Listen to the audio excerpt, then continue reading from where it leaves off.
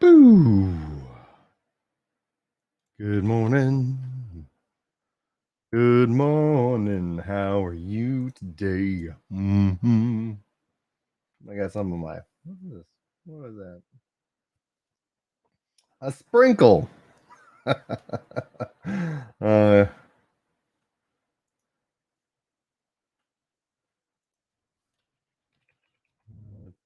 All right, let's see here. And let me go ahead and get rid of these. Nope. Delete. Criterion. Delete. Update and delete. There we go. Hopefully you guys are all having a wonderful day. Welcome to the pre-show. Let's wait for Chris to jump on in. Here he is. Good morning. Good morning. Good morning. I remembered to send you the link this time. Mm-hmm.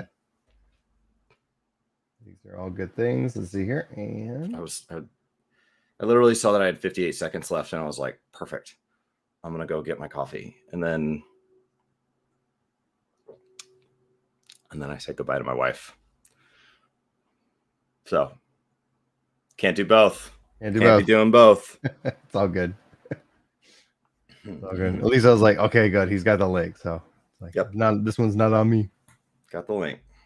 Cool. So I put together a couple of things, and if we need to throw in some other things because I didn't see new things pop in, all the things. We're going to be talking about the Relic chat today. We're also going to be talking about.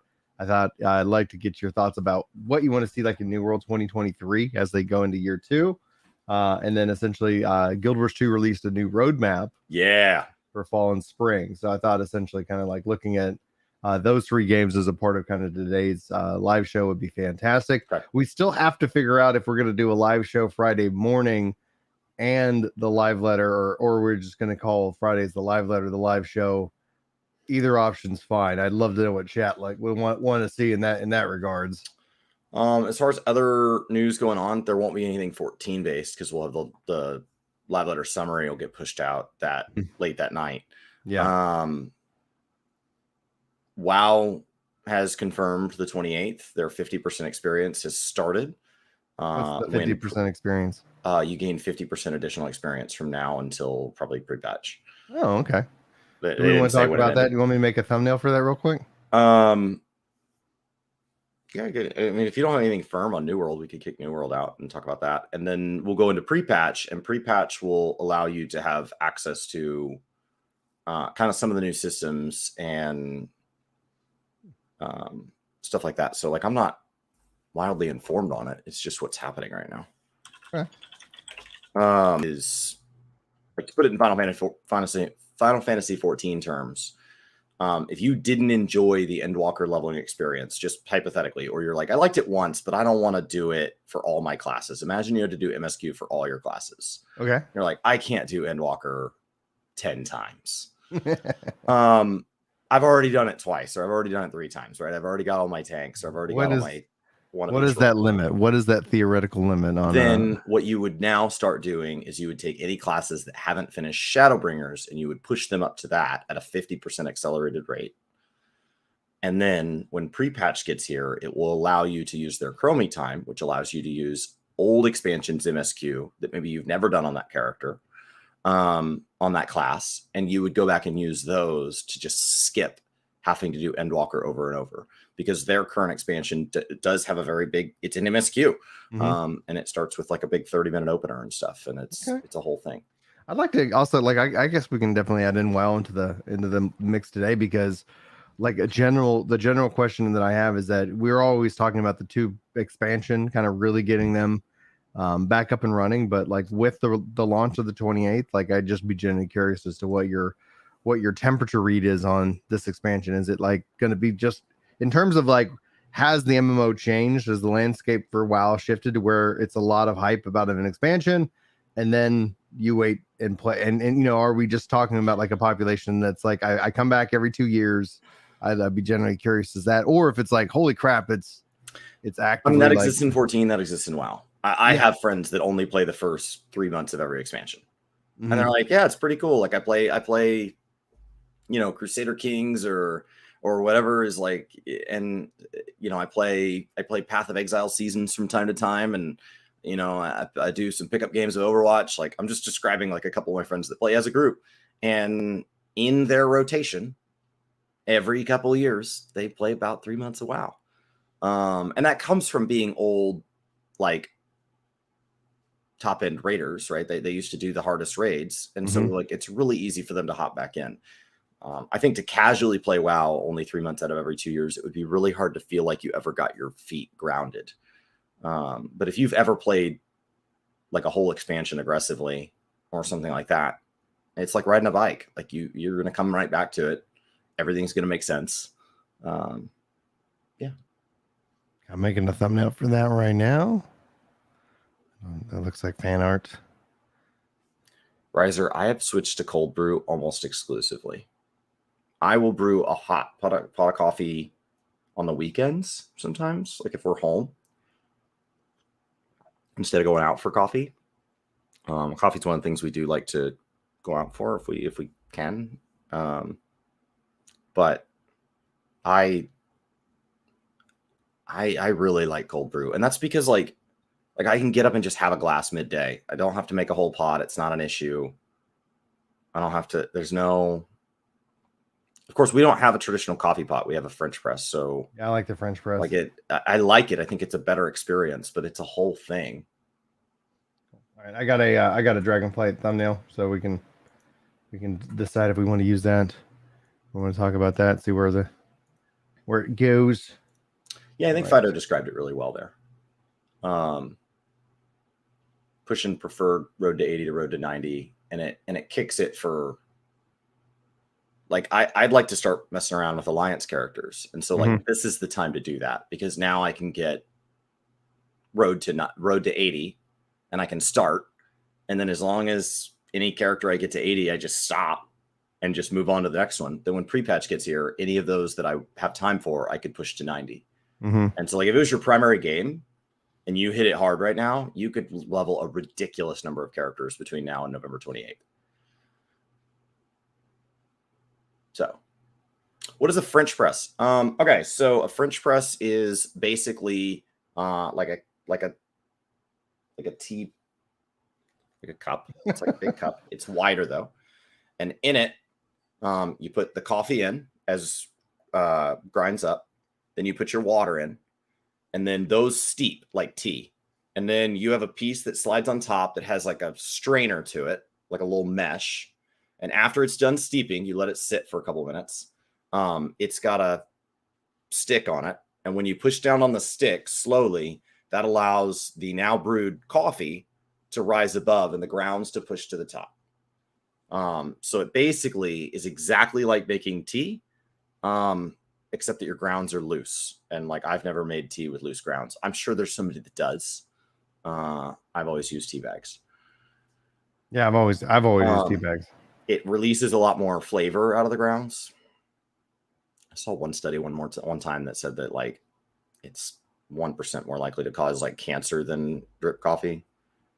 But if you live in the United States and not in California, everything causes cancer. So, and if you live in California, everything causes cancer, but you get a sticker warning you about it. Eli, 18 months. Thank you. Thank you, I Eli. assume loose tea is a thing because I see it in the store. I'm like, I don't think these people are going home and stapling it in bags. I just don't know how to do it. Morning, Bobby. Morning, Luke. How y'all doing? My in-laws drink a ton of tea, and it's all tea bags. They probably know how to do this. My in-laws always surprise me with what they know. Like, my mother-in-law can field dress a rabbit. I was like, that's a weird thing. Because we were talking about, like, at some point, like, well, what if, like, they got on that subject. It was like 2020. So we got on the subject of, like, what if society collapses, or, you know, like something casual. And my mother-in-law I was like, what would you guys do? Like, my in-laws, to let you guys know, like, they've run charity benefits. They have a nice house. They're the same personalities as my parents, as far as like a strong, powerful woman that's been out there crushing the world, and a really funny, good-natured guy. Like, they're the same people, except my parents had season tickets to NASCAR and a whole shelf of Coors Light in the fridge.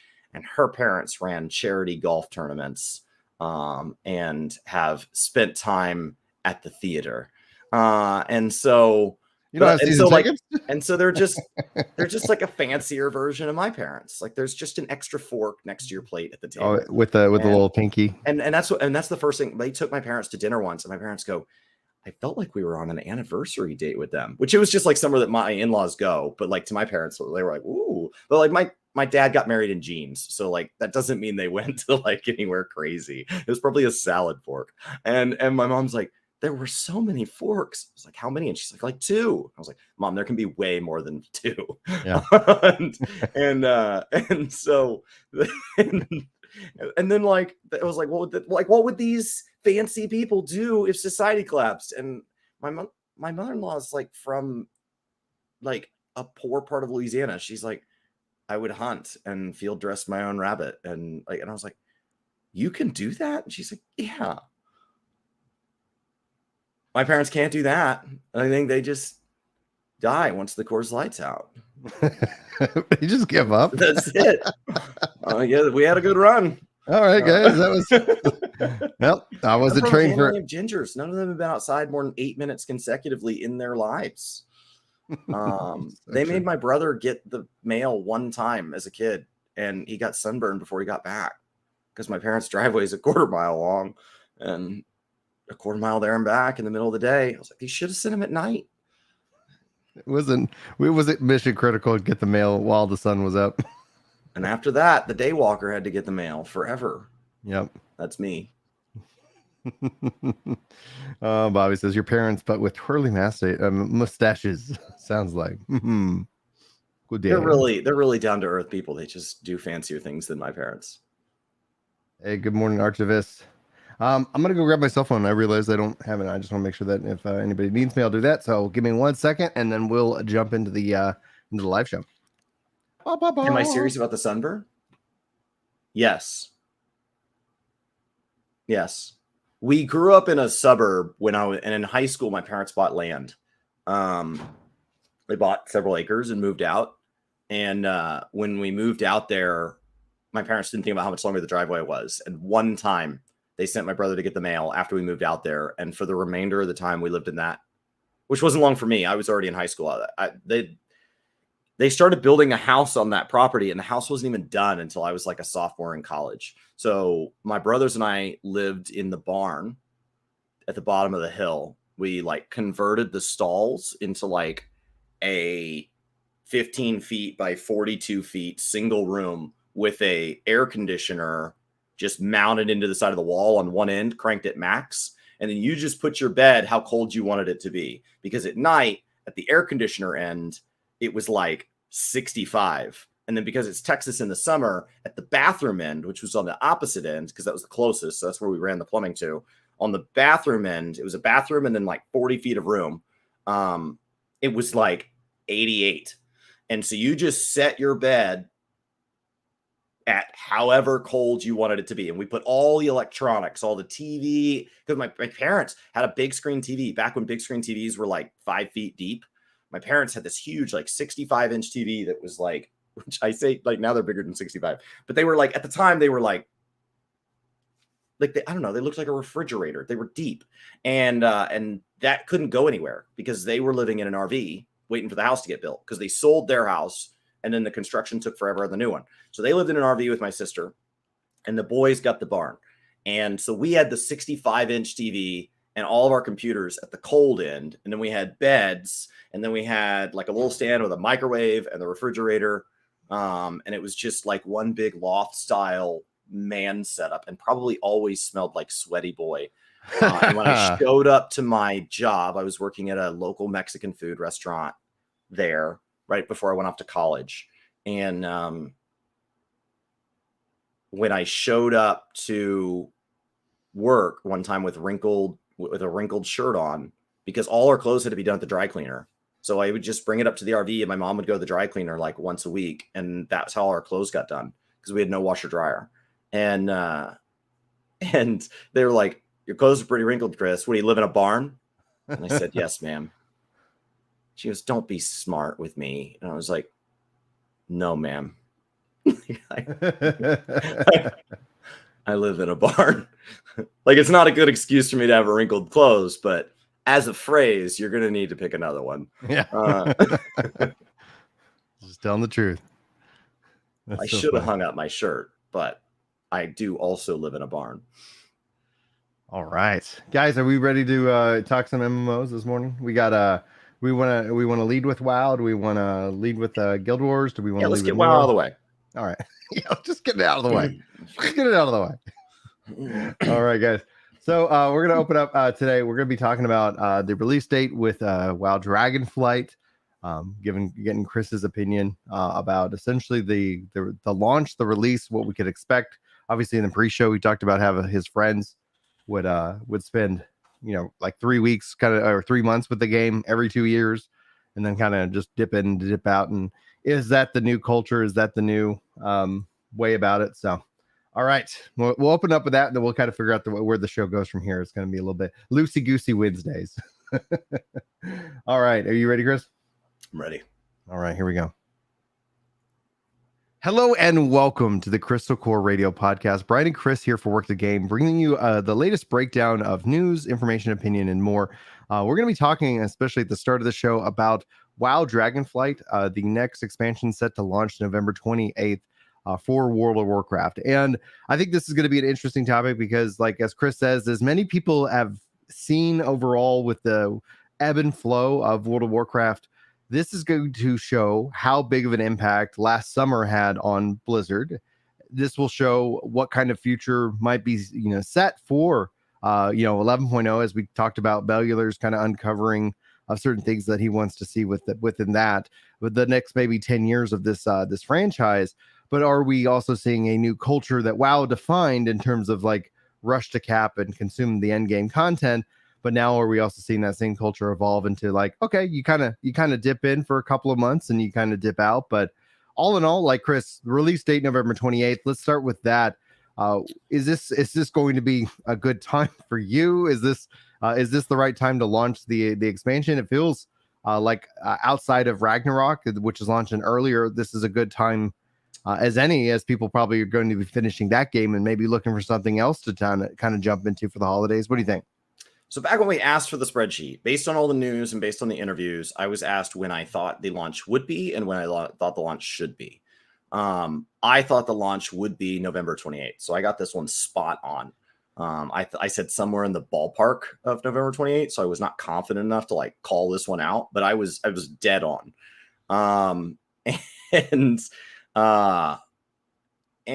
that's just because I didn't think it was going to slide closer to Christmas. And I think they wanted it as late as possible, not at Christmas. Mm-hmm. I thought it might even slide into early December, but we were dead on. I thought it should launch in March because they haven't had a great track record with really fully fleshing out any systems. And like the word systems has a bad taste in people's mouth in WoW because systems have been managed in ways that people don't enjoy. But like these games are made up of systems. Final Fantasy has a crafting system. They have a gear system. Right? Your Savage is a system. Like these are all things that like they have a design philosophy, they have content attached to them, they have balance attached to them. They are systems and they interact with each other. Gear and the combat rotations and the content itself interact with each other to form a combat like mega system as a whole. And that's a big defining part of the game. And so, even when they say like, well, Dragonflight's getting rid of a lot of the borrowed power and stuff. Yeah, but it's still going to have combat. It's still going to have class balance. It's still going to have gear. And so like, I would love to see them spend more time, but I just assume they're out of time before they've got to put something up for the end of the quarter. So I assume this is financially driven. I assume this is somebody upstairs and they said, QA, will you be ready? And they're like, we could use a lot more time. And they're like, very cool. You'll be ready. Okay. Right. So like, it will launch on November 28th. They have great launches. The servers will be ready. The content will be great. As we get out of that content, as we get clear of that content, for some people that's 6 minutes. For some people that takes several weeks. As people kind of sprint through all that content and they start to realize just how long we have until 10.1, that's when we'll find out if it needed more time in the oven. But we're all hungry right now. So it's going to be great day one. It will be. What is exciting about this is now we have a timeline for when pre-patch starts. So pre-patch is an event that, talking to people who hang out here, we're primarily Final Fantasy 14 players. Many of us also play other MMOs, but if you're not familiar with WoW, I'll put all this in Final Fantasy terms because that's something that the work to game community can all share. So first of all, once they've announced it, which would happen at kind of like a fan fest type event, once they've announced it, something like this, they've made a big reveal of it. Because of PTR and because of the way leaks handle, it all just kind of gets pushed out. Yeah. The announcement already basically comes with a road to 80 type experience. So we've now kicked on, as of, I believe, yesterday, they kicked on 50% additional experience up to, I believe, level, maybe it's just across the board. But what would happen is when your character got to Shadowlands, the current expansion, there is an MSQ, just like 14. And it starts with like a 30-minute like Praetorium type experience where your character's like slow walking as they fight for their soul. Like it's like a whole thing. And that's wonderful your first time. And it's like the second time, wow, this really was cool. And your third time, you're like, yeah, this is interesting. I'm taking note of anything I didn't catch. That. Why do I have to do this on every class? And so now imagine that you had to take every single one of your job stones in 14 through a Praetorium. By the time you got to number 10, you might be done. It's about a half hour long. And so it's a whole thing. So a lot of people are like, oh God. And so if you didn't do it before now, you don't really want to do it now. So what you might do instead is you might just start prepping any of your classes that are kind of to the Shadowbringers equivalent with this like road to 80 kicked in. So you've got this, it's 50%, but it's already a fast leveling experience. Then when we go into pre-patch, usually let's say 4 or 5 weeks out from launch. So let's look at like the end of October-ish. Yeah, which is interesting as there's lots of things happening around the end of October. Oh, Blizzard. Oh, sneaky devils. Anyway, so end of October, probably not the 18th, probably not the same day that New World and Final Fantasy picked. I'm going to guess a week after that. Let's put it. What if they did go the 18th? What if they did that just like said F it? Like the only reason it's not the 18th is because it's too long to spend in pre-patch. Okay. It's not because they wouldn't want it on the 18th. So let's kick it. It's usually not 2 months long. So 18th to 18th is too, or it's let's say it's the 25th. Okay. Just to get that conspiracy out of the way, but maybe. So when we go into pre-patch, I haven't seen a confirmed date. Maybe there is one. So if it's on the 25th, what happens at pre-patch is take a Final Fantasy seasonal event and blow it up to the size of the events that wrapped up 1.0. Okay. This sets the trend. They do the 1.0 Calamity event for every expansion. It is a huge seasonal event with a story. They have had like the Alliance and Horde experiences be drastically different before. And you get a mount tied to it. It's the only way to ever get that mount for pushing through this. It's really fun. That will also begin allowing them to trickle in onto the live servers, changes to some of the systems and stuff like that. So imagine if you could do the first 10 levels of the new job that got added, or if you could start messing with something. If there was going to be a change to Descent, that would go ahead and go live. And so it's when they start kind of pushing things over. So the PTR begins bleeding into the live environment. And their servers don't actually go offline for launch day. You're just online and then the new zone opens. And so like, it's a different experience. Instead of this Endwalker experience where we're all excitedly looking at a title screen only to be told we can't log in, what they've done is they've allowed us to log in, and now we're all in. And let's say to go to 7.0, it's going to be in Corvos, and we're going to leave from Thavnair. Well, instead, everybody's just in 27 instances of Thavnair, waiting at where there's going to be this guy, this ferryman that we're all going to talk to for the opening quest. And that's what's going to carry us over. So this pre-patch is this massive ramp up to that. And so you get early access to any like character creation changes, things like that. So I don't know that pre-patch details have been pushed out for what we're getting with Dragonflight, but it is kind of this get in there and just get your feet wet. It's a great time to return. It's an incredibly fun time to be a part of. The pre-patch event and the initial run through the levels are like my favorite condensed window in all of World of Warcraft. Even if you had a great expansion experience, pre-patch to like when you finish your first lap of the new expansion's content is just the densest sprint. It's that Endwalker beginning of Shadowbringers moment. And so that's what we're going into. So this is the kind of road to 80, road to 90 equivalent to get you into that. And then once pre-patch launches, the race is on. And so for anybody that does kind of spend 3, 4, 5 months in WoW every 2 years, this is when all those people come back. The same group of people exists for 14. Some are literally the same people. I play single player games, and I play the end and beginning of a Final Fantasy expansion, the end and the beginning of a WoW expansion, and I dip out. And by dipping out that quickly, it's a standard. It's not that of a standard purchase price, because it's really good that they're also on off years, and we've been able to maintain that. Otherwise, it would just it'd be pandemonium. Like it would just be like, okay, like, oh, this is like not fun. This is stressful in that regard. So like, it's interesting because like New World just literally today is opening up 50% boost to experience for your characters for like anybody who's new and returning, all the way up till like Brimstone. So while some people are labeling Brimstone as an expansion, like it is, a part of the update. It is a part of the normal update process. So I'm wondering to see like how, like, as we see like, hey, yeah, they're looking at these different games. If they end up going an expansion model and we do have kind of a pre-patch in that one, that would be fascinating to see somebody else do that. Because whenever you've described the pre-patch of WoW, I was like, man, how cool would it be to be able to get access to the new jobs? Maybe the level cap doesn't go up. Yeah, finish anything up. But imagine that. Like, imagine, 14 pre-patch where it's like, okay, cool.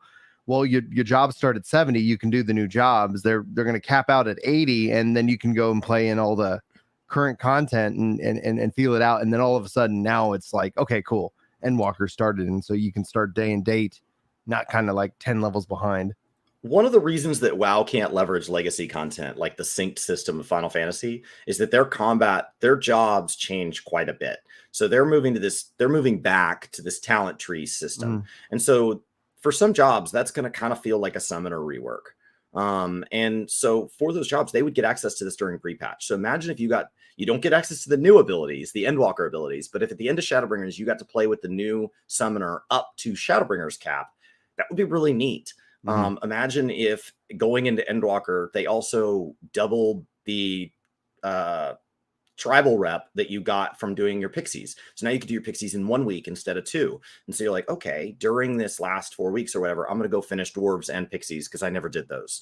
And so it would kind of give this window where like it would breathe all these people into Ilmeg. It would breathe like, so it just pushes people out into the world. It just pushes people back in. So like, I think there's a lot of room for it in 14. I think when they talk about Endwalker, they're like, everybody should do Omega. It's like these Moogle events. Except they would, maybe give like, I don't know, double echo to things, or put, I don't know, you could put really fun stuff behind it. Maybe you go put a unique Omega skin mount behind doing Omega, and people are like, wow, that's really great, because I've been trying to do Omega the story, and there's never people doing the Omega step I need. And to get the mount, you have to do like each fight 5 times or something or whatever. And so then you could push everybody into Omega before Endwalker, because Omega was something that Yoshi P said, you should do Omega before Endwalker. I didn't, but you should. I now, in hindsight, I'm like, man, I really should have. If only he'd told me. If only I would have listened. If only I would have listened. And so, like, I do think there's room in 14 to consider something like this. It would be different. But it'd be a neat chance for Yoshi P to take the things he says in these big, long live letters and presentations and put them into action in the game and say, we're encouraging the Dark Knight questline. And so Dark Knight's going to get a double road to 90 for anybody that doesn't have a level Dark Knight. And then that would be like, oh, I've always wanted to level Dark Knight. It's getting double XP right now. Yeah, I'll definitely go do that. And then the wave of Dark Knights. Wave of Dark Knights. It'd be crazy. It's Dark Knight. Batman. Now, Jedi Burner says next year will be 7.0, yes? Or would that actually be 2024? What do you think? So I'd like to see it be the beginning of 2024. Do you think it's things get really tight to get it into 2023, considering Yoshi P said he didn't like having a Savage race over Christmas and New Year's. Well, especially a release in that regards, and meaning that, like, if you think of 6.3 January, I I don't think we see 6.3 in December. Like that just seems, that seems like a lot of stress. I think like 6.3 is January 10th. Yeah, January 10th for 6.3. That's my guess. Then you add 4-ish months, so January, February, March, April, May, 6.4. Then June, July, August, September, 6.5.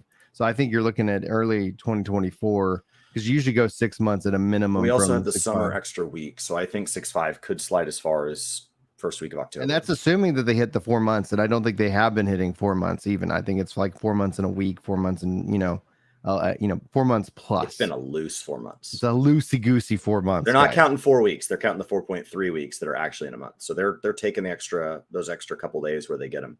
Mm-hmm. So I think we could see 6.5 slide as late as the first week of October. If that happens, that pushes 6.55. That pushes it out into November. Mm-hmm. It likely won't go that far, but if it's in November, then there's no way. There's not time. So it kicks it out. So we'll see.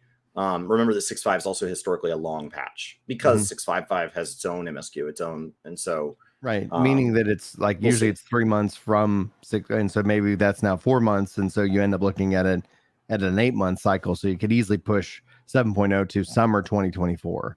I think that's what he wants. Like when we look at the historical launching of expansions outside of Endwalker, having in the end of spring, early summer launch, I think it ends up being just better received. I think it's more enjoyable for everybody because then you don't have a lot of like family conflicts, and then you can tend to have like maybe a little bit more relaxed summer, a fat boy summer maybe.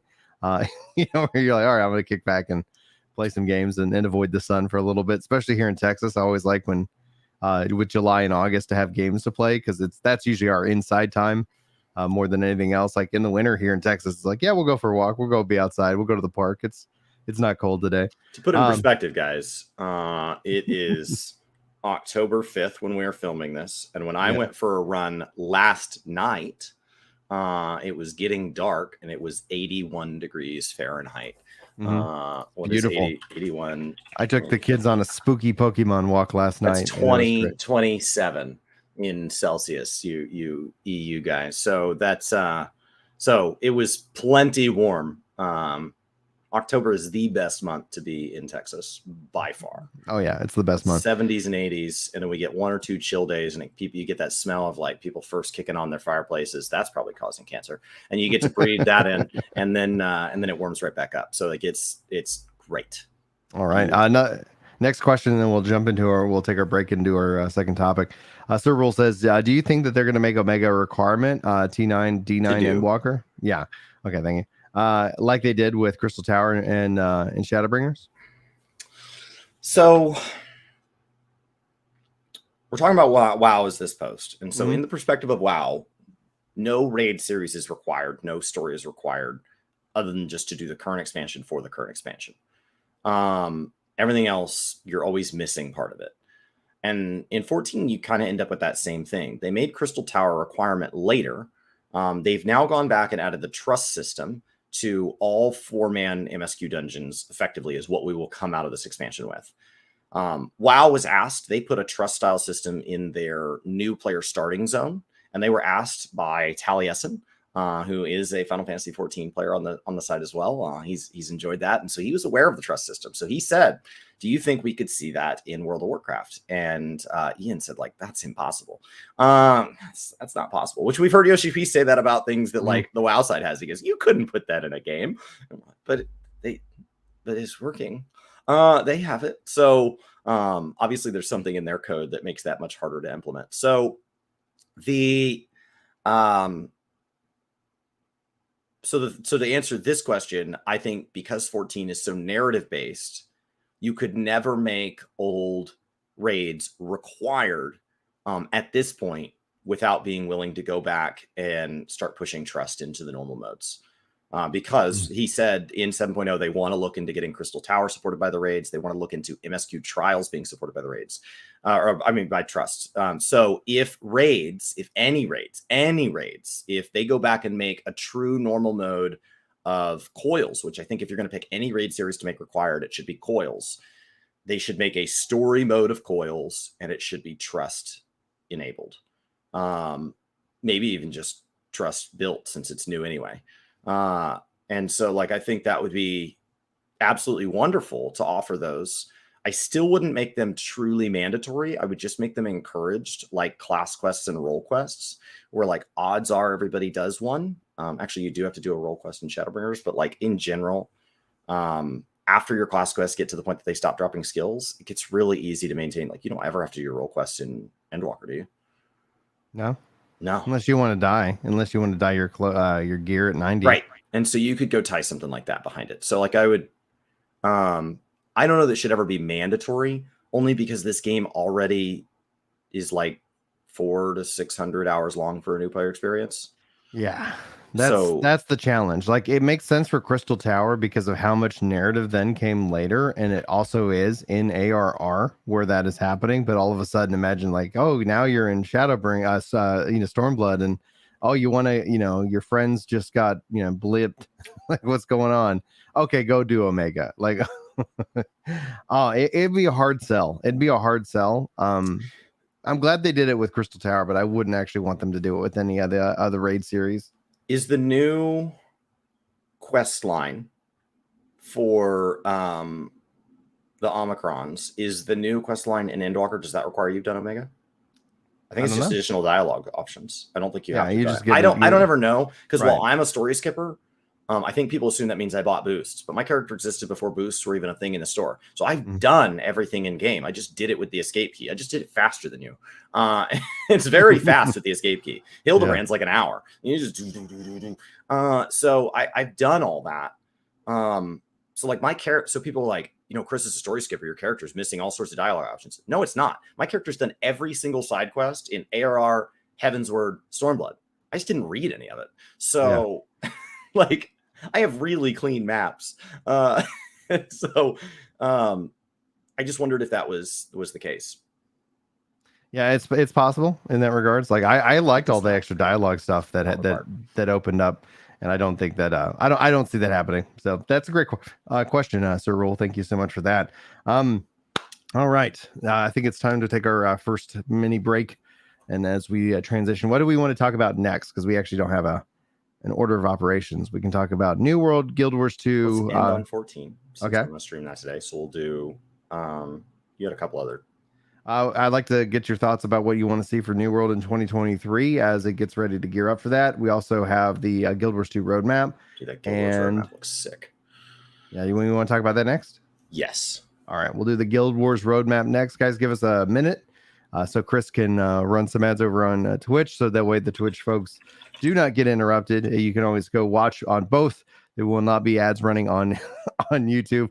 If you can lurk on both, that would be fantastic. Also, thanks for the 12 likes. We really appreciate that support.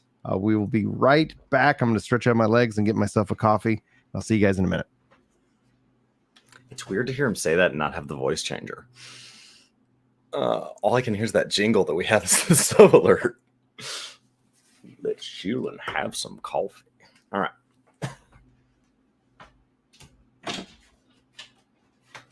Buddy. Hi. What you doing?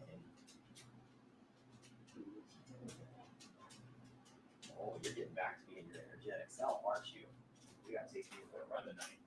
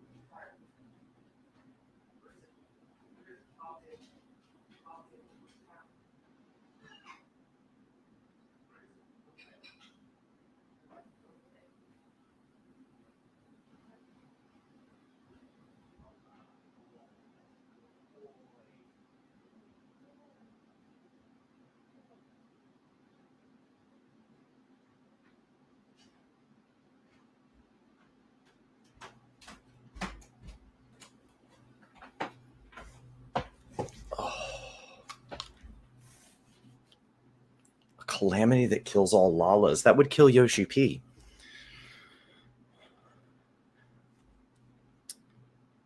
Yoshi P's a Lalafell. That would be rough. It would also Yoshi P decimate the Sultanate. Like old Daw would crumble. Yeah. It'd just be a one-armed man, and I think that's it. That's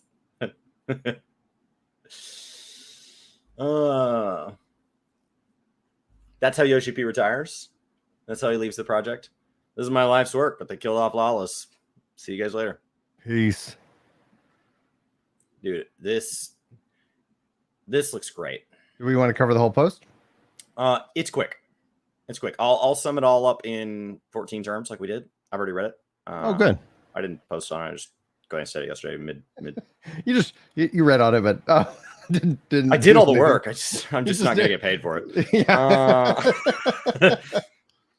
The thing about content creation is people don't give a crap about the content. They care about the creation. You got to actually make something. Yeah. It's a whole phrase. Chris, I always kind of think that Chris has this weird seasonal relationship with the publish button. Like sometimes Thank God he's like for he community doesn't support, or I don't pay my bills. So true. It's like, oh man. Sometimes Brian collects much more ad revenue than me. If you guys are wondering how Ginger Prime works versus Gaming Kinda, and you're like, what the hell is Gaming Kinda? That's a good question. It's a bunch of videos that get uploaded and that never get finished. Oh yeah. It's a hard drive. It lives on my computer. It generates no ad revenue. It never gets published. It never gets published. That's the secret. That's how the sauce is made. I probably filmed a dozen videos in the last month that never went out. Yeah.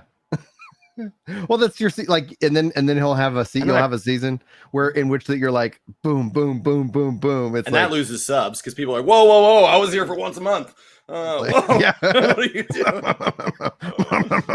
Whoa, slow it down. Whoa.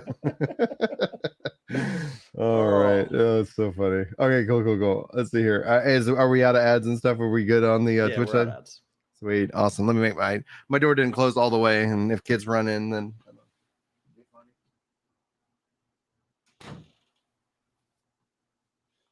Right. Let's see here. All right. Sponsors. I mean, we had some good stuff with sponsors. Yeah. You'll just let me know they wanted to support me through the end of the year. Oh, that's awesome, dude. Use command Huel in chat. I don't have that set up on YouTube side. We need to get the commands in sync on the YouTube side. They asked me if I wanted a couple more of these little bottles to try. So keep giving me feedback on the different flavors you guys have tried. Because some of you have been describing, they only sent me 4 of them, and they have a bunch, and so you guys have been trying them out, and you guys have been raving about a few. Oh, specifically, like how did it taste? Not just good or bad, because we all taste differently. So, like I can tell you, like I didn't like the berry one as much, but I loved all the chocolate and the salted caramel. So good. But to be more specific, the chocolate was unbelievably smooth. It tasted like chocolate milk, and the cinnamon roll I thought was really sweet. The salted caramel tasted like you were actually just like sucking on a caramel. You know those little cubes. Yeah. I like caramel. I'm not a big fan of chocolate. I know that like a lot of people go. The chocolate one's really rich and chocolatey. Yeah. So the fact that it doesn't have any dairy in it, it's shockingly velvety. All right, we ready to jump into some Guild Wars updates? All right, guys. Now we're jumping into section 2 of the show itself. We're talking about Guild Wars 2 just releasing their fall and winter roadmap. Lots of content. We were joking kind of in the mid pre-show as we transition in that Chris has already covered this, but he decided that he wasn't going to post anything about it. So he's already well the expert. I haven't seen this. I just saw that Guild Wars 2 posted a new roadmap, and I thought it'd be really great to kind of get caught up to speed on everything that is going on with the latest Guild Wars expansion, and as they build to more changes down the road. So Chris, why don't you take us through it? So I'm going to be talking about this from Final Fantasy terms, because I've been seeing in the comments on our YouTube videos lately that there are a lot of people that just, kind of taking little breathers from Final Fantasy right now. And a lot of people are trying out Guild Wars or are interested in trying out Guild Wars. So I'm going to put this in Final Fantasy 14 terms, since I think a lot of people in this community are actually going in with more 14 vocabulary than Guild Wars vocabulary. Plus, Guild Wars has a bunch of brilliant creators. So a lot of people that really are super into Guild Wars are already getting this covered. So the step 1, profession updates. Professions are jobs. And so these are class balance updates being announced in advance. Because it is a lateral progression system, one of the things that adds variety to it is going ahead and changing up class balance. And so this is kind of like with crystalline conflict and stuff, is going to need continued balance changes. Even if they hit a perfect moment of equal, everybody's equal, you still want to keep jacking with that formula, because that's where the spice of variety comes from. So we'll see that in here, I believe twice between now and the end of the year, but those need to continually be there, so that people that are at end game have a reason to try out other builds and try out other comps, because that's what makes the different raid content and stuff exciting. Now, October 14th, we're moving to World v World, restructuring beta number 6. Guild Wars does something unique. We talked about WoW right before this, and kind of the PTR and the pre-patch and this life cycle of what content looks like as it pushes into game. Final Fantasy just gets game day and date. Guild Wars does live betas. So what that means is you log into Final Fantasy or whatever your MMO of choice is, even, Guild Wars, you log in, and whatever they're trying is just on the live servers. World v World is kind of like Frontlines at like Bozja scale. It's massive, and it's literally server against server PvP. And isn't it like a point system over the course of a week? So you jump into it, and then you jump out of it, and you jump back into it. It's like a living, breathing Age of Empires that you just hop around and run in around as one footman. And it's best experienced, in my opinion, when you're either with a set group of like strategic, like 10 or so, or like with a big mass of 100 people, and you're just running around mowing down guards and castles and stuff. Now, they've had some issues with the way it's balanced and stuff. So without getting in the weeds on that, they've been working on restructuring that. And that's been an ongoing process. And so what they do is, rather than roll out something like the Black Mage change with that like lettered patch, where then Final Fantasy had to walk that back with an apology. They haven't had to walk back everything with Crystalline Conflict. Sometimes it's been positive, but sometimes it's been negative. WoW is the same issue, but in theory, they're testing with PTR, but I don't know that they've been as responsive. I don't know that the PTR is as much of a testing ground as it used to be. It sometimes feels like they get feedback from the PTR, and then it rolls live anyway. Yeah. So what Guild Wars, like, yeah, that's interesting. Here it is. And so what Guild Wars does is they actually push something like that Black Mage change live on the server for a set number of days. Here it's October 14th through the 21st, and then they pull it off the server and it goes back to the way it was. It reverts, and that gives them a chance for everybody to go leave all their responses on the forums, for them to pour over the data, decide what they liked, what they didn't like, before they make anything permanent. And so it is this slow iterative process of, does this feel good? Does this feel good? But either way, whether it is perfect or it is a failure, it will only exist on the servers from October 14th to 21st. That encourages a lot of people to go try it, to get a lot of feedback about, man, if this went live as it is, I would never do World v World again. Or if this went live as it is, I love this. And so that'll kind of, and they encourage you into it. They're going to double rewards. They're going to double experience. They're going to just really drive people into that content. It's really cool. So, like, having already participated in one round of that, I was like, that's fun. That's interesting. Cool.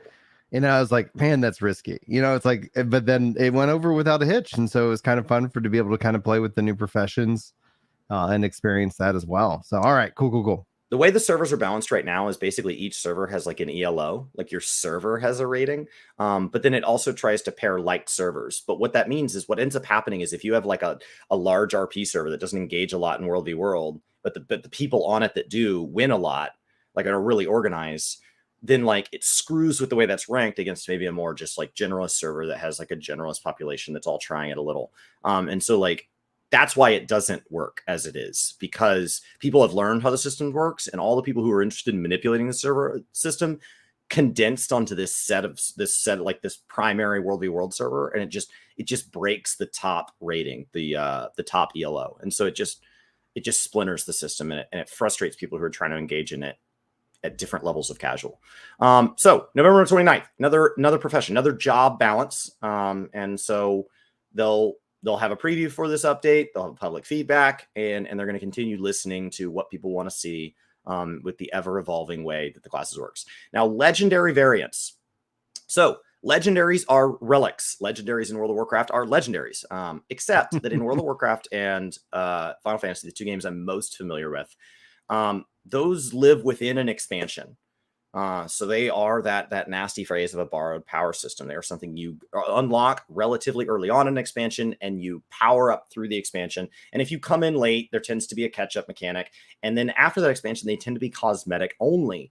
Any great perks or anything on them are either isolated to a particular type of content, or they're just removed, or their gear score is just so garbage. Like, they're just cosmetic. They really aren't that helpful after that. People still go back and do them, but just kind of completionists and things like that. In Guild Wars, it's a lateral system. So if you had the equivalent of a old school legendary weapon from maybe from Legion, or if you in WoW, or you have like a Heavensward relic completed, that would still be relevant for the raid that is set to come out. That would still be BIS for the raid that is set to come out. So what that means is, what you want from legendaries is there's some quality of life tied to the way their gearing works. Like, it can basically slot its materia or its enchants. Like, it can manipulate that freely. And then it can be used across any class that uses that weapon. And so, like, once you get a sword, now all your classes with swords. And so, like, it's really handy. So now it's just all about skins. So they are going to have more skin variants coming in. What this does do, though, is the legendary system, because they are these unique cosmetics, and they are very hard to unlock. So they are meant to be for established players. So when new players come in, they're like, yeah, I just hit level 80. Now I'm going to get a legendary. Veteran players like, maybe start with something easier. Like, it's just a big process.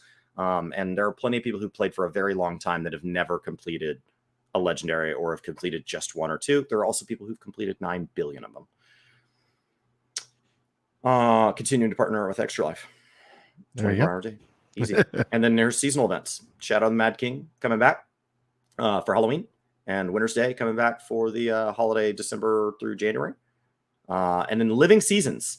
So World of Warcraft gets on target 3 patches for every expansion. Those come sometimes with like additional zones and additional story, main story and side story tied to them.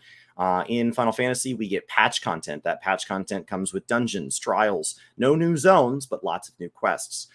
In Guild Wars, those are done as living seasons. Once you buy an expansion, you get living seasons for free, just for being an active player. However, once those living seasons pass us by, they actually go behind a paywall, because this is not a subscription-based game. So it's how they get their money. They're not very much. I think on the high end, they're like $5 or $10 or something. I think they regularly go on sale for a couple bucks. They're not a big deal.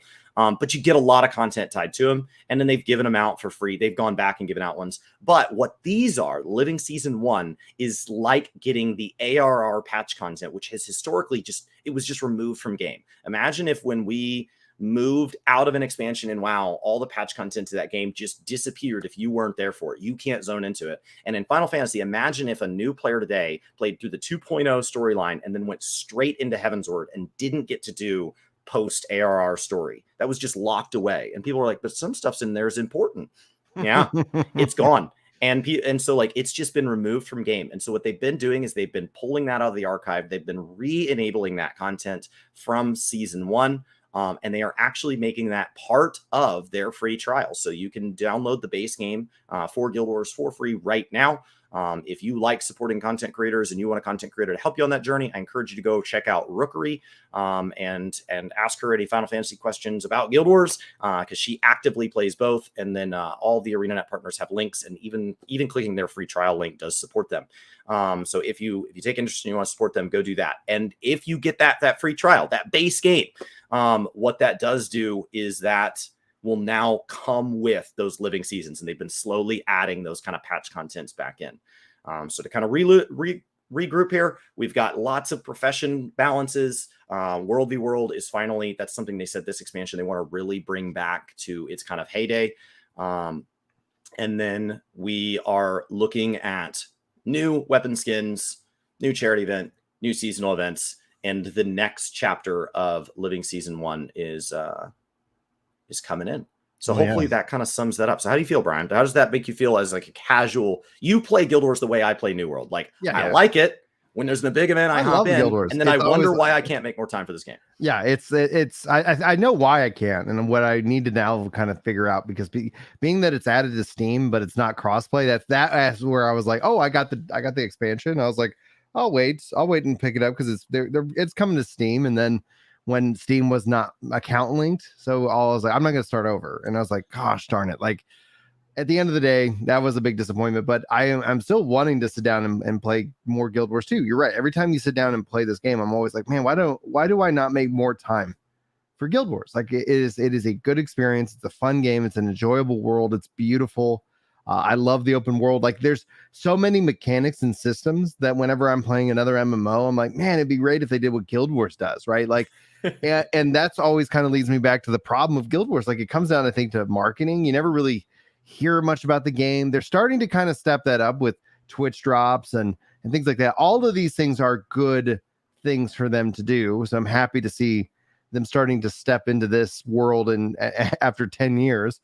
But I'm excited to see what they're working on with the next expansion. I'm excited to see whatever new MMO they're building as well. Like we speculate, is that a Guild Wars 3 or is that something where it's going to be a whole new IP? I honestly don't know. Like we'll have to wait and see. I think Dune MMO? There's a Dune MMO out there. There is a Dune MMO, but I don't think it's done by them. But Dune MMOs, I think, going to still be a while away. We also got there's a lot of MMOs. It's actually really exciting to see more MMOs starting to kind of percolate and kind of get some excitement and hype. We just covered the Ashes of Creation event. Throne of Liberty set to come out probably early next year, maybe. They come in waves. They come in waves for sure. Some don't make it. Some have a lot of promise, and they really come flying in like they're in a big armored suit that can fly, and then it turns out they can't. Yeah. So this is exciting. I mean, like a roadmap, I think is kind of helps to kind of plan out hey, I want to be back for this, or I want to experience that. And I've got several level cap characters in Guild Wars, but it's one of the things that there's just a lot of that I could sit down and play and do. And it always comes down to I need to find something comfortable on the controller. Otherwise, as soon as I get kind of that dexterity fatigue of sitting at the desk, I lose interest pretty quickly. And it's okay. The Dune is from Funcom. Yeah. Thank you very much, chat.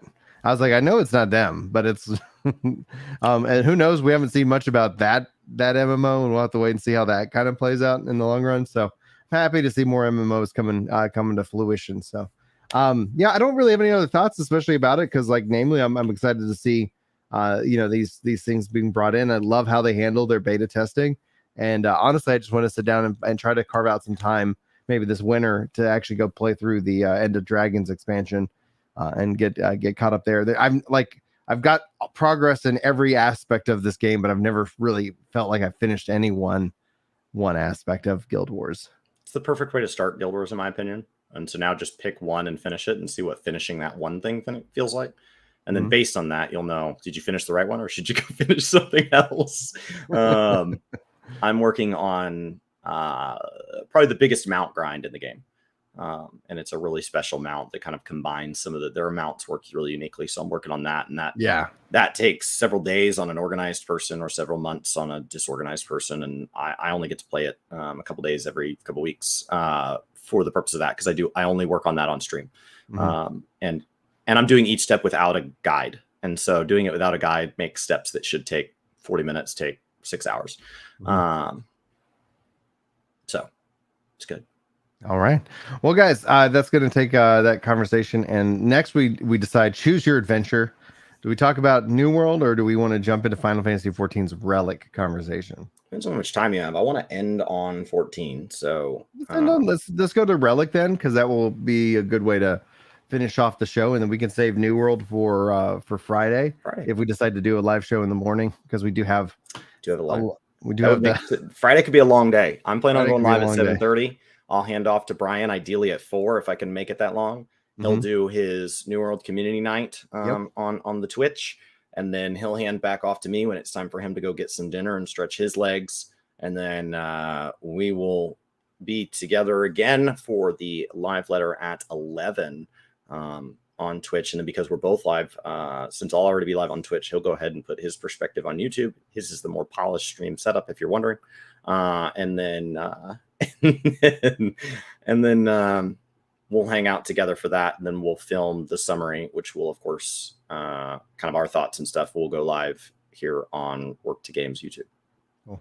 All right, and Paul, we'll answer that question soon as we get back, because that's a really good question. So I'll see you guys in just a minute.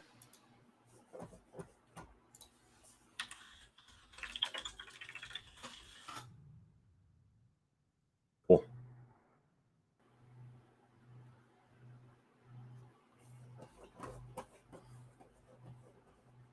I've just been petting my dog on the breaks.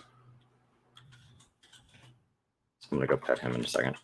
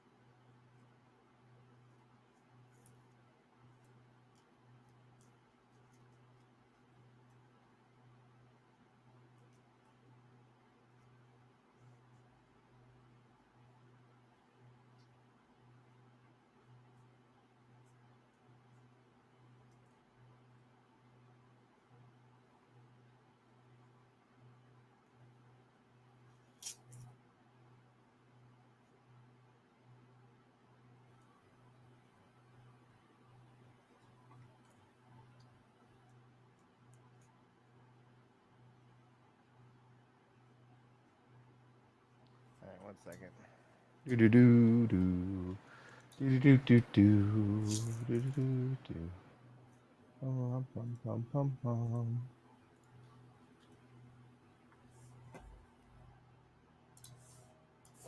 Cool. Let's show them the trailer so you got back. Awesome. Nations.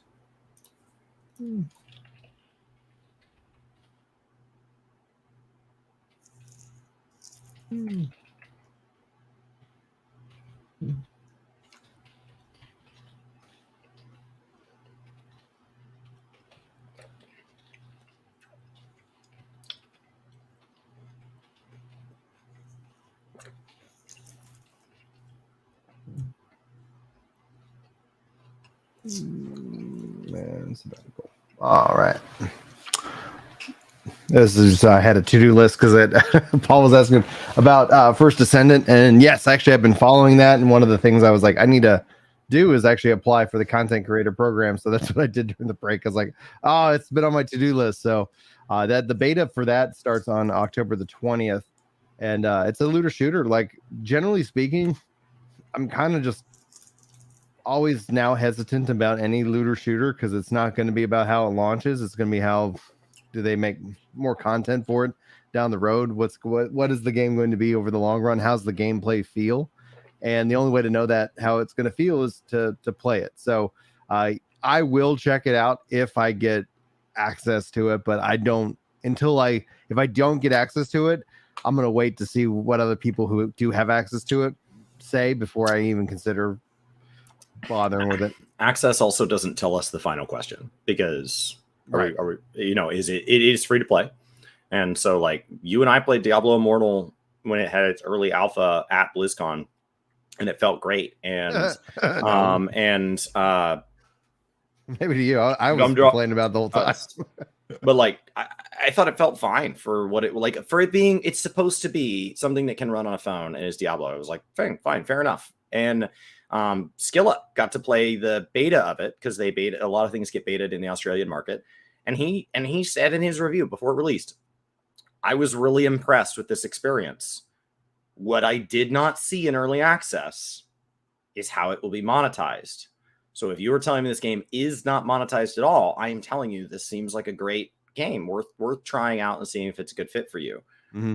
But like there's a huge unknown in the free-to-play space of how do they get it paid for, right? Traditional pay models, you don't have to worry about that. You're like, yeah, and it'll get a price tag, and then you see the price tag and you immediately understand it. You're like, oh, they're going to take this much money from it, and then I'm going to get the game.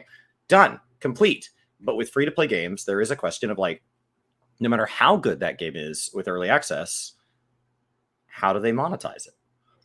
Yeah. Monetization is going to be always that question. The gameplay, though, I think is the first real question, because if you don't have good gameplay, then I don't care how you monetize because I'm not going to stick around, right? So that's where like when Diablo added the controller support, I was like, okay, this is they were addressing the issues that I had when I played it, because I was like, all right, I'm not going to sit here and play this on my phone. I'm not going to play it on my tablet. But with Diablo Immortal, I was like, it's good that there is a Diablo on the mobile space. It's good that exists as a concept, because I was like, they're it's the same reason why I was happy they brought Mario to the mobile space. It's like, absolutely, you're advocating all of this. Like people aren't going out and running out and buying Nintendos. They're playing on their phone and their tablet. And so you're missing a new generation of nostalgia that you're going to just in 30 or 40 years, it's going to end up costing you everything, because no one's going to ever heard of Mario, or no one's going to ever know of Diablo, in that regards from a game, historical perspective. You'll be like, oh, that's that old game that old people play, as opposed to like, we all play Rayman. It's like, all right, well, yeah, Rayman showed up to the tablet or whatever, it's like, you're surrendering ground. Your brother doesn't get to play many games, but when he does, he's set aside the money that he typically wants to have a relatively premium experience. So he's willing to spend the money on whichever console he needs to buy. He's willing to buy whichever game and whichever version of that game he needs to buy. He's willing to subscribe to something like Game Pass if that's what it takes to have this great experience. But he's only considering games he's heard of, and he doesn't watch things like Gamescom. And so the way he hears about things is either through you, which means he hears about every Square Enix title, or through other forms of marketing. And he does sometimes get to play games on his phone. And so like if he's like a huge Elder Scrolls fan, so if Elder Scrolls could come out with a mobile game that he enjoyed, that would keep Elder Scrolls top of mind, so that when he says, hey, I only have time to really play 1 or 2 games this year, which one do I buy? That's what converts him. So I do think it's important that franchises are present in the mobile space. That doesn't mean move to the mobile space. That means add by going additionally to the mobile space. Yeah. Now execution is where everything hits the road. So like Diablo Immortal, all of my issues with it are execution based, not the concept that the IP wants to work with somebody who's in the mobile space to make a mobile game out of their IP while also developing a mainline game. Like there's nothing wrong with it, while also supporting past mainline games. Like Diablo 2's continued to get great support. So like I didn't have a problem with the concept of Diablo Immortal existing. It's hard to talk about that without also acknowledging how they then chose to actually do it. Yeah. So yeah, as we look at First Descendant, this is the first I'd heard of it. I didn't get to watch Gamescom this year. Third-person cooperative looter shooter.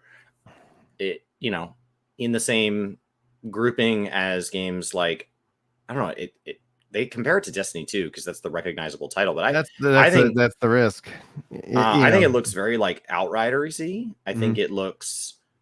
Because it's free to play, I would ask like, okay, well, how is Warframe monetized, right? Or what I would be asking as a layperson that maybe didn't like, okay, are there other free to play looter shooters that are well supported, long running? I think Warframe is something that's very unique in the space that manages to run with basically community support. So, yeah, it looks beautiful. Yeah, it looks beautiful. I'm hoping that I can get into the beta. I'm hoping I can get into the beta and I can participate in it and give you guys my thoughts. Like actually having gone hands on. Again, monetization doesn't bother me because I'm not going to spend money on a game that I don't like. And so it's like when people are like, oh, it's free to play, and let's say it's just horribly monetized, like it's just awful. It's like, well, the game sucks. I'm like, all right, like that's the story, moving on. But if it's a really great game, lots of fun, and then you start having questionable monetization structures, then the matter is like, are you an adult and do you know how to avoid those monetization? Because it's a hard line, because one of the things that I see often is that even if it's a game, because I'll see gamers say this, like, oh, you can farm the premium currency. Like they let you farm the premium currency. And like, for me, that doesn't bother me. But what that does do is it puts everybody in the back has a calculator in their brain that says, I could go deliver pizzas for, I don't know, $10 an hour or whatever the going rate is for delivering pizzas is. Oh, but I could go farm this $2 thing up in 17 hours. Like all of a sudden you have an immediate conversion of your time and the value of your time. And so you will feel like the game is saying, spend money and don't grind this out, where in a non-free to play scenario, you wouldn't actually feel that. You'd be like, oh, it just takes 17 hours to grind this out. That's actually pretty cool. I like grinding games. But all of a sudden when it's like, I could go do a job and have this knocked out in 30 minutes, have the cost of this knocked out in 30 minutes, or 17 hours of sitting here playing, how dare they? And so that's where I always like when they have that. I'm glad they have it, but no matter what, someone's going to always do the math and feel like their time's not being respected. Reasonable initial launch, reasonable amounts of continued support and balance and updates is step one. That's what Anthem didn't have. You don't have to start with it. No Man's Sky didn't start with it. They built it in later. They've done incredible things. It's a totally different game. Step two, now that you've let me in for a reasonable initial cost, that doesn't have to be free, a reasonable initial cost for a reasonable amount of content. What am I getting, right? Final Fantasy 16 probably won't be free to play, but I will get a big chunk of content for whatever they consider a reasonable chunk of money. Then after that, if it's going to be a live service game, which does seem like this would be, after that, then you need to say, okay, now what am I getting for what amount of money? Yeah. Final Fantasy says you're going to get a patch every 4 months and a half patch in between, and you're going to be paying $12 to $15 a month. Okay. Like that's the math. And then that allows me to sit down and say, is that a good fit for me? And maybe the answer is yes, maybe the answer is no, because our individual definition of reasonable are all going to vary. But at least they've put all their cards on the table and let us process. And like none of that's here. So it's like $60 a patch. It's exciting. If you're active, it's like $60 a patch. Unless you're a legacy, and then it's like $40 a patch. And that's the cost. Like you don't really kind of think about it, but you're like, oh, and then if you're the thing is, it's interesting is that you're paying that if you take a break and come back, which is what's encouraged, then it's obviously less per patch. Because if you started today, you just start with all the content, all the patch that's been made. So I save the $2 per month by booking 180 at a time, and then I put 2 retainers on, so I am back up $4. So right, because they're $2 a piece. Yeah. So I added to my subscription, so with 2 additional retainers. So that's where I'm at. But yeah, it's cool. I hadn't heard of it. So when you asked the question, I hadn't heard of it. But the Steam beta, October 20th, 26th, that's step 1. And then after that, we'll just have to see how it's supported and how it's monetized. Yeah, honestly, with everything coming out this fall with Ragnarok, like it's do the beta, get the feedback, and then launch like in January when when you're not going up against like WoW and established franchises. But who knows? Maybe we'll see. But no, it's gonna be interesting. I'll be checking it out if I can get access to it. Square Enix has a game coming out like every 10 days for the next 2 years. Like it's ridiculous when they show their lineup. That's the other way to do it. Is just be a publisher who's like, yeah, we have a game every Tuesday forever. Yeah. Like I don't know how many games they legitimately are working on right now. It felt like so many. It feels like if you tried to list them all, you'd forget like 5 that people would be like, how'd you forget those? I don't know. I only named 40. Like it's so many. All right. We want to talk relics? Yeah. All right. Well, we're just going to transition to this naturally. Guys, with patch 6.25, the first phase of the relic system for Endwalker will be rolling out that's connected with Hildebrand as just a concept. And this has gotten, positive and negative reactions from the community, which that's usually about to be expected especially when it comes down to this. We've seen people have negative reactions to Eureka and Bajia. Now here we are going back to a more quest-centric method. Chris has been playing through the Hildebrand questline series. How far have you gotten on that questline? You're all caught up, so you're ready to go. Ready to go on the theoretical 18th that we'll probably find out this Friday. Yeah, we'll find out Friday. We're filming this on Wednesday the 5th. We'll find out this Friday. Confirmation, we believe it is October 18th. All right. Hopefully you guys want to join us for that. If you're watching this as a video highlight clip, etc., be sure to like and subscribe to the channel so you don't miss these live shows and these videos. On that note, though, so when it comes down to your expectations, like you and I, like the first relic we've ever finished was the Shadowbringers one. Like that was I was actually really impressed by the system and how the content all flowed together. And so I ended up finishing a relic, and I was like, that was impressive. I've always started the relics in the past, never ever finished them. That was my first relic to finish in Shadowbringers. But what are your feelings? What are your thoughts going into? What are your predictions for the new relic system? I mean, so the reason we can talk about predictions now, and even though they're about to tell us, is that I don't think anything they tell us Friday, I don't think the 6.25 is the defining moment. I don't think step 1 defines the relics. You and I always do step 1. We always enjoy step 1. Step 1's like, give me 6 poetics. Like it's nothing. It's just drop them off in that basket. It's fine. Here, I'll give you the weapon now. You drop the poetics in on the way out. If you remember, like it's not, they're so easy. It's usually a little quest series, kind of get you introduced. It's going to be picking up off of Hildebrand. For anybody that hasn't done Hildebrand, the last relic did require you did a raid series, but I think for a lot of people who don't do Savage and like battle content, so relics are a good fit for them. Or even people who do Savage, people who like casual battle content in the game, they're already doing Alliance raid series. So if you make an Alliance raid required, they've either already done it or they're like, oh yeah, I should do that. And so like, that's not a big deal. You can also do those in a single sitting. Hildebrand is a very specific type of humor that they originally added to the game as a test in the rigging of the people's facial expressions. And then it got such a positive feedback that people said, hey, you should add this to the game. And they added it as side content. And I think there were people who said, why is this even in the game? So then in Shadowbringers, they actually didn't really add support to it. He was in a dungeon as a reference, as a callback, but that's it. There was no quest. And then there was enough people that missed it that they wanted to bring it back in Endwalker. So it's kind of always danced around as this optional side content that's some people's jam and some people's not. But now it's required, and there's a lot of it. If you are going to pay attention, I bet the ARR section probably takes you somewhere in the ballpark, plus or minus 6 hours. And I bet everything from Heavensward to Current takes you another 6 hours. But if you're story skipping all that, It's probably only like an hour because it's mostly cutscenes. Plus, you're going to get like 3 trials. You could go do those unsynced. If you're somebody who likes battle content, don't do them synced. Find a group to go do that because it's really that's a fun chance to discover trials you've never done. What a fun thing to get to go do blind trials that you've never done as like a free little mini patch for you.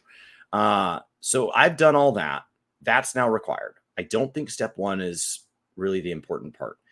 I think they're going to tell us some stuff about Beladia, the mother of Ul'dah. Ul'dah had a sister city, Sildine. And any of you that are interested in Criterion dungeons on 6.25, which we talked about Monday, the Sildine subterrane is the name of the first Criterion dungeon. And so I think that's why this is all important. So I do think the narrative will be important, but I don't think that 6.25 is going to be anything substantial as far as the actual relic grind itself. Yeah, I do wonder if they'll see any kind of connection into at least the variant version of it, right? Where you need to go and run this a couple times and get, whatever they decide to turn in. Because one of the things that I did do that was also fun, especially as the part of the first step being in Shadowbringers, was all poetics driven. I went and got every poetic version of the starting relic for all the jobs. I was like, okay, yeah, cool. Sure. Like I got time. That was also when there was a big massive delay with the COVID and everybody was like, all right, we got to pause everything. But I was like, oh, this is a step that's in there right now. So I'm farming up poetics anyway. Let's just get every weapon just for the sake of getting every weapon. And so that ended up working out, I think, fairly well. So I wonder if they'll have a similar step in that regards. But I have to tell you, I don't feel the need or the pull or the interest to jump into it. And so I'm really kind of curious to see what other people say about it, to see if it's like, oh, Brian, you'll really like this. There's a good reference to 1.0, or there's a really funny, line right here.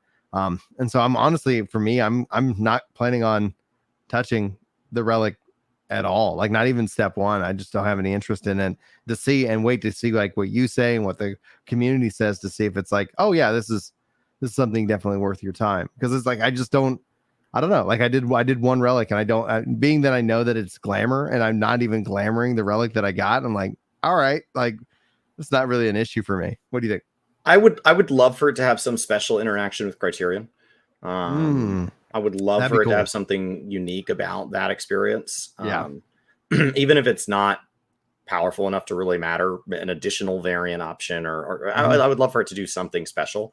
That'd be cool. The first one that really did something like that caught my eye. I don't really know I don't know every step of every one. I've done Heavensward all the way through the relic, and I've done Shadowbringers all the way through. I haven't finished any of the others, but in Stormblood, at the very end, they drop Baldesian Arsenal, and any of us who fell off the Eureka train, especially back in those early steps before they nerfed them, a lot of us fell off the train, and the train just rode off into the distance without us.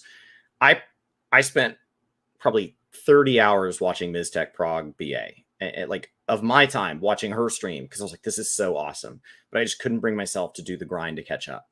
And I still haven't done it. And so like, if there is something special at the end of this, I hope it's Criterion based. I hope it's some special final chapter to the variant dungeons or something like that. But we don't know. There could be nothing. Right. It could be.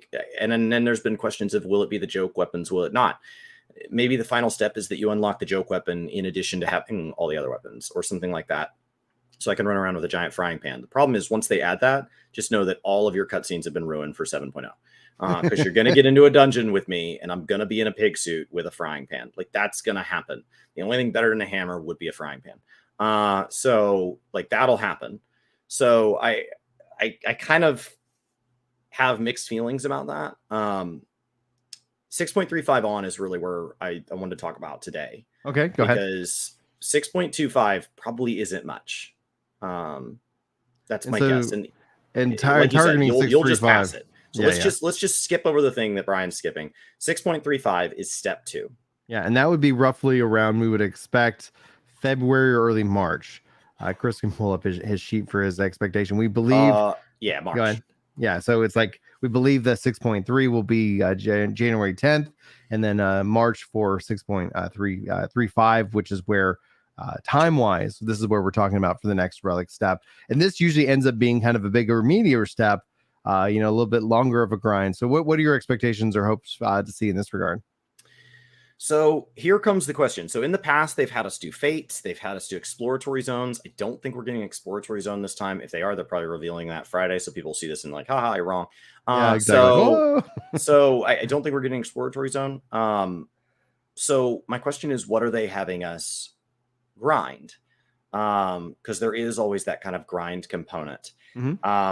First of all, I think they put the biggest bicolor gemstone grind we've ever had. The biggest fate grind we've ever had as an option was put in this expansion with the mount that wants you to run, you or some combination of people, if you're buying them, to run like 6 billion dungeon fates per mount, to kind of put those out in circulation. It's not like the greatest mount skin in my opinion, but it is going to be really rare because they're just, it's a lot of fates. It's like 3,000 or 5,000 or something like that. Yeah. I would love to see it tie to some fates at some point in either 6.35 or 6.45, because it lets you double dip on those fates. And I think they've really emphasized fates. And then once you've emphasized fates, ideally that moves us closer to, I would love in 7.0 for fates to take their next iteration and start bringing in the Bozja Zadnor style, leveling fates up and having maybe after your kind of chi type moments or Ixion type moments, there is a duel, and having these bosses come out in the open world and things like that. And so it's a lot. Just saying 5319 fates for the mount or the wings, 10,638 wing fates for both. It's a lot. So I would love to see it tied to fates. It would also be neat if it tied to fates, if it tied across multiple expansions, so that maybe people could go double dip and do multiple relics at the same time, because to do the older ones, like the ARR ones, you think you have to have that weapon equipped, but in Shadowbringers you didn't. And so if they would let you kind of double dip and do more than one relic at once, I would be interested in seeing that, since it does kind of encourage that legacy. But I do think at least one of the steps is going to require you to grind Criterion. I just don't see why they tied these together unless they're going to say, what about the deep dungeon 10 variants? What about the deep dungeon? Because deep dungeon could also be, tied into, like Belladine, like within the subterranean, right? Imagine the variant dungeons unlocking. Oh, now here's a deep dungeon, and then we know that 6.4 and 6.5 would be where we see more of the variant Criterion system brought back in. So the reason I think that's going to bother people is that if deep dungeon ties to relic, I don't know if we still get deep dungeon weapon skins. Okay. And the thing about deep dungeon is, because when you zone into a deep dungeon, your weapon changes to the deep dungeon weapon skin, whether you wanted it to or not. What's really neat about those is I'm pretty sure that means that deep dungeons are obligated to support all future jobs. So when a new job gets added to the game, they don't get that many weapon skins right out of the gate. That's something that builds with time. And deep dungeons are one of those things that gives them options. Am I wrong? It's me. Chat can fill me. Yeah. So correction incoming. So I think that would be my first concern there, is will that take away something from deep dungeon? That is an interesting idea to do that. I do hope it's multiple options. So I hope there's a Criterion version versus a Fate version. I don't really care if one's more efficient than the other.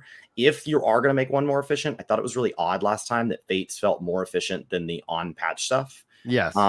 It feels like Criterion being the marquee feature should be the faster option, because it felt like, oh, I like Bozja, but I want my relic, so I'm going to go run Fates instead because it's more optimal. It felt weird that I was being encouraged to leave the content that I wanted to be in. It should be like, hey, if you don't want to be in this, we have another option. But if you're willing to give this a try, it really is the more efficient method. Yeah, and with no big zone, like I think if they kind of tie it into the different content, that would be something that would invite me into the system, because I love filling up multiple bars at the same time. So if it ended up becoming where it's like, oh, you're going to be doing the content that you're already doing, Brian, like, why not go check this box so that you're also making progress in this other area? Like that to me sounds great. Also, where like any kind of thing that is like, added to it. So like, imagine if they added some kind of just bonus. It doesn't have to be, and I would never advocate for it to be the most efficient, but you always have the roulette system that allows, like, you can get a daily, 1/100th of a progress towards this. Okay, cool. Like, it's not your efficient option, but if you only have like, I only got 20 minutes today, let me just pop this in and be able to make a little prog. There we go. I think that would be something I Open think that'd world, be really cool to see. Go ahead. I think open world also ages better. I mean, Eureka and Yeah. Positive age surprisingly well. But open world is something where like you get a group of blue mages together, you can do it at any time. So with data center Mhm. visit and all of that, Yeah. um, I just like open world. I like the idea Me that too. you're off seeing people. I like, Mhm. in my opinion, I think it's really neat that people would go um do anything in the open world, old tribal quest, anything in the open world, because I like the idea that somebody's coming through as a new player in this Mhm. MMO that they're paying a monthly subscription for as a largely solo experience, And they see all kinds of and people doing all this stuff. and a hunt train blows by or a relic train blows by. I love the idea that they see all these mounts and these crazy glamours and that people are there. These Um, skills that are like, oh wow, it just ends up being this spectacle. I think it's really great. Yeah. So I would love to see it have an open world version. It also lets Blue Mage come out to play. Blue Mage saying it's limited makes it sound like it's antisocial. I think Blue Mage, if people who don't like Blue Mage, I think the most fun to do, the more people that are around when you're Blue Maging, the better. If you have done an alliance raid as Blue Mage, if you have done fate farms for an hour or more with Blue Mages present in your group, or you were the Blue Mage, that's where Blue Mage, in my opinion, really shines. The carnival's neat. There's a lot of cool stuff tied to it. But that's like saying, oh, I like the Dark Knight questline, but really like where I think Dark Knight is really fun is when I'm in dungeons. Like I play this game to play with other people, and um, I think Blue Mage is at its best when it's getting to come out and help people progress. And open world fates are one of those things. If they let us go do Shadowbringers fates progress for this, you're going to see a lot of people Oh go yeah. back to finish up their Shadowbringer zones, and there's going to be blue mages in it when they up that blue mage limit, and it's going to blow things down. Yeah, I would love to see that as well because like the fact that we got bicolored gemstones in Shadowbringers and in Endwalker, it makes me always kind of still wish that we'd see them bring that system backwards into the other faded zones, because then imagine if you were like, yeah, I haven't really finished off this, this expansion's fade or done that. I can take part. I have player choice. Open world content is by far the what really kind of helps define and what I get a lot of enjoyment out of, because also I like the variability.